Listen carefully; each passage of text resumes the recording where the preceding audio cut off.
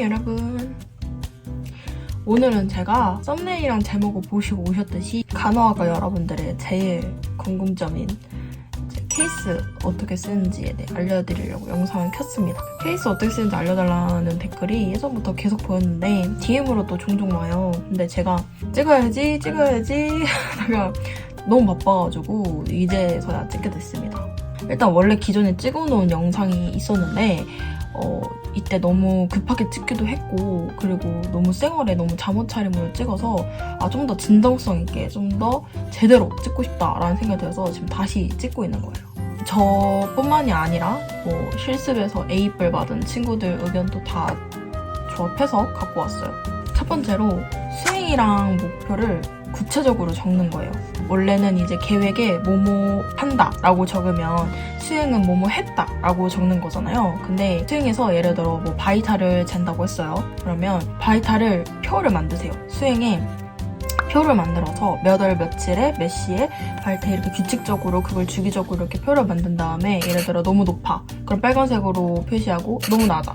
그러면 파란색으로 표시하고 약간 이렇게 딱 한눈에 볼 수 있게. 그리고 수행은 구체적으로 적어야 좋거든요. 교수님들도 보시기에 얘가 진짜 잘 관찰을 했고 바이탈도 잘 쟀고 약간 이런 식으로 보시니까. 그리고 이건 학교마다 좀 다를 수 있는데 일단 저희 학교 교수님들은 긴 걸 안 좋아하세요. 그러니까 왜 과제라면 무조건 많이 적어야 되고 방대하게 길게 최대한 뭘 아는 것처럼 이렇게라고 생각이 들잖아요. 근데 저희는 오히려 너무 그렇게 길게 적으면 안 좋아하세요. 다른 학교 친구들 보면 진짜 길게 적는 거예요. 근데 저는 진짜 많이 나와봐야 20페이지고 보통 그 안팎이거든요. 대부분은 한 10페이지 중후반 정도 된단 말이에요. 근데 30페이지 넘어가고 40페이지 넘어가면 교수님들도 보기 힘드세요. 그래서 이거는 학교마다 교수님 스타일이 다르니까 일단 저희 학교는 그렇다 이런 말입니다. 왜냐면 이게 그냥 저랑 제 친구들의 경험담으로만 한 얘기라 또 이제 시대가 학번이 달라지면서 이게 스타일이 또 달라지다 보니까 함부로 이렇게 확정될 수가 없는데 아무튼 제가 겪었던 교수님들은 그랬어요. 일단 블로그 금지예요. 참고 문헌에 절대 블로그 쓰지 마세요. 설령 블로그에서 봤더라도 블로그 쓰지 마세요. 블로그 적으면 감점될 수도 있어요. 블로그 절대 적지 마세요. 그리고 해피캠퍼스가 있는데 해피캠퍼스 같은 경우에는 절대 당연히 베끼면 안 되죠.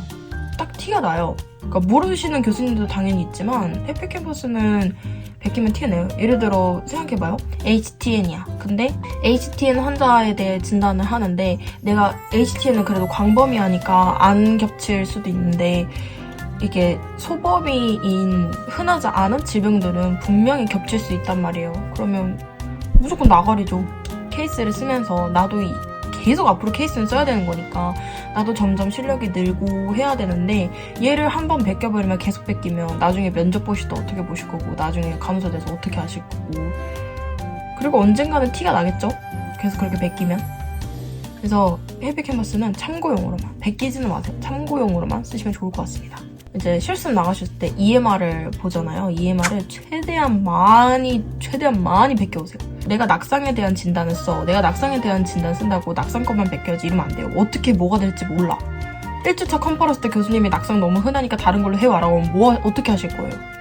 그제서야 EMR 다 베꼈을 거야? 아니잖아요.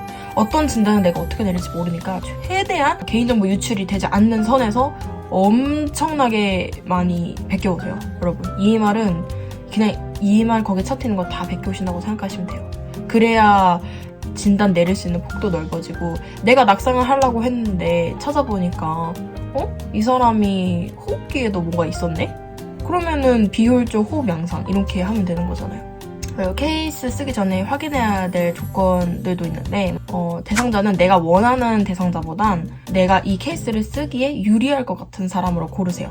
그러니까 이게 무슨 말이냐면 예를 들어 써있잖아요. EMR에 얼마나 입원했는지. 근데 입원을 너무 오래 했으면 써야 되는 내용이 너무 많아요. 수행일 적을 때도 어떻게 적으실 거예요? 그거 다 적으실 거예요? 아니잖아요. 그러니까 그런 사람을 일단 패스하고 그리고 너무 미독한 사람. 너무 미독하거나 감염병 있는 사람들은 그러니까 감염병이면 감염병 해보고 싶다라는 생각이 들잖아요. 전 들거든요. 근데 내가 못 보잖아요. 실습생들 못 들어가잖아 그 병실에. 그러니까 내가 못 보니까 못 하는 거예요. 그리고 너무 미독한 사람들은 중환자실로 옮겨질 확률이 매우 높아요. 근데 이제 내가 실습을 중환자실에서 하면 다행인데 대부분은 병동에서 하잖아요. 만약에 내가 쓰고 있는데 그 환자가 중환자실 가버려. 물론 병원마다 차이는 있는데 중환자실에 가도 볼 수는 이제 내용이 폭이 좁아질 거예요. 볼 수 있는 폭이. 내가 실습했던 병동에 있었을 때는 이만큼 볼 수 있었다 치면 중환자실로 이동을 하잖아? 그럼 한 이만큼은 줄어들 거예요. 그런 단점이 있습니다. 대상자를 딱 봤을 때 내가 이분은 진단을 내릴 수 있는 건 한 3, 4개쯤은 나와야 돼. 보통은 교수님들이 진단을 2개 내리라고 해요. 대부분. 내가 이 진단이 틀릴 수도 있잖아. 내가 이 진단이 틀릴 수도 있고 교수님 마음에 안 들을 수도 있고 너무 흔하고 그럴 수도 있잖아. 그리고 이 진단은 해야지 했는데 막상 잘 안 풀릴 수도 있어요. 전 뭐뭐와 관련된 이거 정말 좀 어렵다고 생각을 저는 하거든요. 아직까지도. 근데 질병이 많은 환자를 고르시는 것도 좋을 것 같아요. 너무 미독한 환자 말고 그냥 과거 이력이나 질병이 좀 높은, 위험도가 좀 높은 이런 환자 고르시는 게 케이스기에는 제일 좋아요. 그리고 일단 진단명을 보셔야 되는데 예를 들어 내가 이 환자랑 조금 친해졌어. 이 환자랑 조금 실습을 갔는데 조금 친해서 말도 해서 이 환자로 해야겠다. 이 환자로 하면 케이스 쓰기 더 좋을 것 같아. 환자랑 좀 친해졌으니까. 라포 형성이 됐으니까. 근데 진단명이 희귀해. 네? 처음 들어보는 진단명이야. 안 쓰시는 게 좋아요. 왜냐면 문헌 고치할 때 힘들어요. 그렇게 희귀한 거 쓰면. 이것도 학교마다 다른데 교수님들은 대부분 본인이 아시는 이제 자세히 아는 쪽의 진단명이면 되게 좋아하세요. 같이 설명해주면서 같이 이렇게 맞춰 나가면서 좋아하세요. 단점은 교수님이 이 질병에 대해 너무 잘 아시니까 더 꼼꼼히 보시겠지. 근데 그래도 너무 희귀한 거 하지 마세요. 그리고 희귀한 거 하면 해피 캠퍼스 만약에 찾아본다는 전제하에 그럼 또 겹쳐요. 무조건.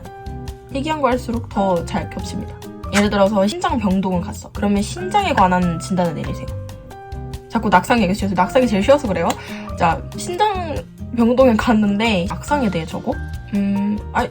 틀린 건 아니에요. 틀린 건 아닌데 교수님들은 안 좋아하시겠죠. 그러니까 이 사람이 정말 낙상이 막 엄청 높고 과거에 낙상이 있고 이런 거면 뭐 적어도 괜찮겠지만 맨날 적는 낙상, 욕창 이런 거 적으면 당연히 안 좋아하시겠죠. 점수도 그렇게 좋게 받지 못할 거예요. 그리고 마지막으로 이제 문헌고찰 찾으시잖아요. 그러면 뭐 서울 아산병원에서 올려준 뭐 그런 유명한 병원보다는 의원 쪽에서 올려놓은 것들이 더 좋아요. 왜냐면 서울 아산 이런 거는 다른 애들이랑 문헌고찰이 많이 겹칠 수 있거든요. 근데 의원은 많이 안 겹치고 그 의원이 의외로 좀 자세히 나와 있어요. 자세히 나와 있고 그림이나 첨부 같은 것도 잘 돼 있어서 문헌고찰 하실 때 되게 좋은 꿀팁입니다. 되도록이면 교수님이 모를 것 같은 병원 사이트에서 따오는 게 낫겠죠? 되도록이면. 그리고 마지막으로 케이스만 잘 쓴다고 솔직히 점수가 잘 나오지 않아요. 케이스를 잘 써도 점수가 안 나오는 경우는 내가 실습 때 대충대충 해서 소쌤한테 잘 보이지 않았거나 의학용어를 못 봤거나 이 둘 중 하나인데 저는 실습을 다 A뿔은 아니에요. A뿔이 아닌 경우는 100% 저 같은 경우는 100% 의학용어를 잘 못 봤어요. 실습하면 너무 바쁘니까 의학용어는 너무 방대하니까 막 못 외운 거야. 근데 여러분 의학용어 진짜 중요해요. 의학용어 같은 경우는 진짜 취업했을 때도 물론 저는 아직 취업을 안 했지만 취업했을 때도 계속 공부하는 게 의학용어거든요. 의학용어 진짜 중요합니다. 의학용어 많이 외워두세요. 1학년 때 무조건 의학용어는 무조건 A뿔 받아두시고 저 같은 경우는 진짜 바보였던 게 지금 코로나 세대잖아요. 저는 입학하자마자 코로나였단 말이에요. 그래서 저는 이제 의학용어 시험 어떻게 보는지 몰랐어요. 막 고등학교 때라고 생각을 한 거야. 예를 들어 뭐 이런 이렇게 풀이가 있으면 이거는 어떤 질병인지 하고 그거에 대한 영어를 써야 되는데 저는 당연히 무슨 영단어 시험처럼 뜻 나와 있으면 영어 쭈루루 적고 이런 건 줄 알고 그렇게만 외웠다가 다 틀려가지고 재시험 봤거든요. 제가 여러분 이렇게까지 열심히 여러분께 제 밑바닥을 보여드리고 있습니다. 아무튼 그래가지고 진짜 후회 많이 했어요. 의학용어는 A뿔 충분히 봐줄 수 있는 건데 그렇게 해가지고 근데 그렇게 재시험을 받으면 제일 많이 받을 수 있는 게 삐뿔이었어요. 그때 당시에. 그래서 저는 의학용어 삐뿔이었습니다. 진짜 아쉬워요. 근데 의학용어는 여러분 계속해요. 4학년 돼서도 하고 취업해서도 하고 계속 공부해야 되고 이제 그런 부분이니까 의학용어 꼭 잘 맞으셔야 돼요. 내가 케이스를 아무리 잘 쓴 거예요. 의학용어에서 다 깎이는데. 케이스는 점수를 올려주실 수 있어요, 교수님이. 근데 의학용어 같은 경우는 객관적인 점수다 보니까 못 올려줘요. 얘가 틀리면 그냥 장땡인 거야. 더 올려줄 수가 없어. 얘가 틀렸는데 어떻게 올려줘. 외우실 때 의학용어 진짜 꼼꼼히 외우세요. 근데 솔직히 말하자면 여러분 이제 1, 2학년 분들은 4학년인데 막 다 알겠지 이렇게 느껴지시는데 진짜 아니에요. 4학년도 1학년이랑 똑같은 마음가짐이에요. 물론 당연히 1학년보다 좀 더 이제 배운 건 좀 있지만 다 마음만 아직 새내기예요. 그래서 저 이거 물어볼 때도 친구들한테 너 케이스 쓰는 꿀팁이 뭐야? 라고 물어봤는데 친구들이 다 에? 나? 나한테 물어보는 거야? 나? 이래요. 학교 잘 받는 애들도 다 이렇게 대답하더라고요. 여러분이 4학년 되시면 제가 지금 무슨 말 하는지 아실 거예요. 난 아무것도 모르는 아직 응애응애인데 약간 이렇게 생각하실 거예요. 자, 어쨌든 케이스 이렇게 쓰는 꿀팁 알려드렸고요. 제가 간호학과로서 이렇게 여러분들께 정보를 공유해야 된다는 게 너무 좀 뭐라 해야지 뿌듯하거든요. 네. 앞으로 이런 거 좀 자주 찍어볼까 생각이 드네. 궁금하신 거 있으시면 여러분 언제든 물어보시고 DM으로 물어보셔도 되고 유튜브 댓글로도 물어보셔도 되는데 아마도 DM이 더 빠를 거예요. 그러면 오늘 영상은 여기까지. 그러면 다음에 다시 일상 브이로그로 만나요.